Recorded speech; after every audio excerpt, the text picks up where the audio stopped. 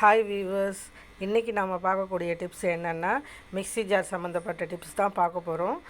அதுக்கு முன்னாடி நம்ம சேனலை சப்ஸ்கிரைப் பண்ணாதவங்க சப்ஸ்கிரைப் பண்ணிக்கோங்க. பக்கத்தில் உள்ள பெல் பட்டனை கிளிக் பண்ணிக்கோங்க. அப்போ தான் நான் போடுற வீடியோ நோட்டிஃபிகேஷனில் உங்களுக்கு கிடைக்கும். வாங்க வீடியோக்குள்ளே போகலாம்.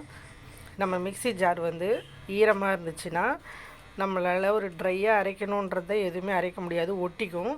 அதனால் ஃபஸ்ட்டு ஒரு கிளாத் வச்சு முதல்ல இதெல்லாம் நல்லா தொடச்சி எடுத்துக்கோங்க. ஈரத்தெல்லாம் நல்லா தொடச்சி எடுத்துக்கோங்க.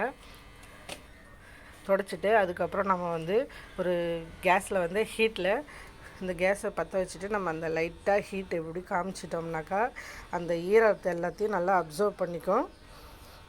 இந்த ஈரமெல்லாம் நல்லா ட்ரை ஆகிடும்.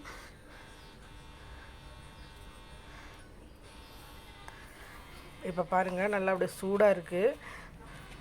இந்த மாதிரி ட்ரை ஆகிடுச்சுன்னா கொஞ்சம் ஆறதுக்கப்புறம் நம்ம எது ரோஸ்ட் பண்ணி அரைக்கிறதா இருந்தாலும் நல்லா ட்ரையாக பவுடர், நைஸ் பவுடராக அரைக்கும், கொஞ்சம் கூட ஒட்டாது. வாங்க அடுத்த டிப்ஸுக்கு போகலாம். செகண்ட் டிப்ஸ் என்னென்னா, நம்ம மிக்ஸி ஜார் ஏதாவது பிளேடு நைஸ் ஆகிடுச்சு, மெலிசாகிடுச்சுன்னா அந்த அரைக்காது, ஷார்ப்பு போயிடும். நம்ம இந்த மிக்ஸி ஜாரை ஷார்ப் பண்ணுறதுக்கு கொஞ்சம் கல்லுப்பு போட்டு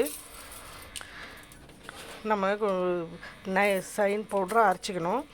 நல்லா நைஸாக பவுட்ரு பண்ணி அரைச்சி எடுத்துக்கிட்டோம்னா நல்லா பிளேட் நல்லா ஷார்ப்பாக இருக்கும். இந்த மாதிரி நல்லா நைஸாக அரைச்சி எடுத்துட்டோம்னாக்கா இது நல்லா ஷார்ப், பிளேட் நல்லா ஷார்ப்பாகிடும். இதில் இன்னொரு ட்ரிக் என்ன இருக்குன்னாக்கா, பிளேடு நம்ம ஷார்ப் பண்ணுறதுக்கு இன்னொரு ட்ரிக் என்னென்னா, இந்த மாதிரி ஒரு மாத்திரை அட்டை எடுத்துக்கோங்க. அதை நல்லா சிசர் வச்சு பொடியாக கட் பண்ணி போட்டுக்கோங்க. இதில் ஒரு 2-3 அட்டை இருந்தால் கூட இந்த மாதிரி கட் பண்ணி போட்டுக்கோங்க.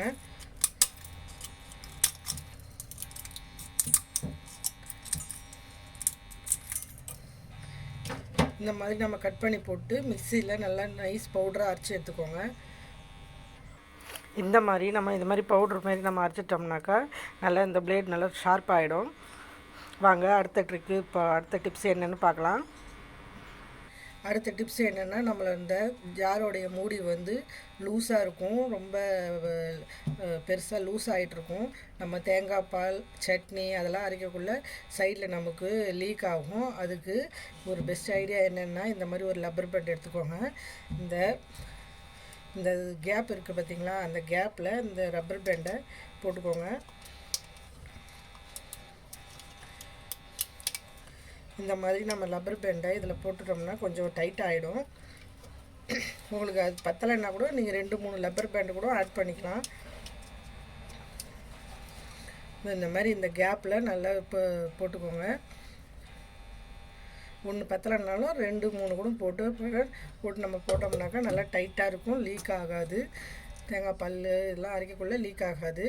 இதில் இன்னொரு ட்ரிக்ஸ் என்னன்னாக்கா, நம்ம இந்த கேஸ் கட்டை நம்ம இந்த ஃப்ரீசரில் வச்சிடணும். வச்சுட்டு ஒரு 1/2 hour கழித்து இல்லைனா ஒரு 10 நிமிஷம் கழித்து கூட நம்ம எடுத்து நம்ம போட்டோம்னா நல்லா ஸ்ட்ராங்காக இருக்கும். எப்பயுமே நம்ம எமர்ஜென்சிக்கு மட்டும் நம்ம இந்த மாதிரி யூஸ் பண்ணலாம். நம்ம வேறு ரப்பர் வாங்குகிற வரைக்கும் நம்ம இது டெம்ப்ரவரியாக யூஸ் பண்ணிக்கலாம். இது டெம்ப்ரவரி சொல்யூஷன் தான். இதை நம்ம அடிக்கடி வாஷ் பண்ணிட்டு நம்ம இந்தமாரி ஃப்ரீசரில் வச்சுட்டோம்னா நல்லா ஸ்ட்ராங்காக இருக்கும்.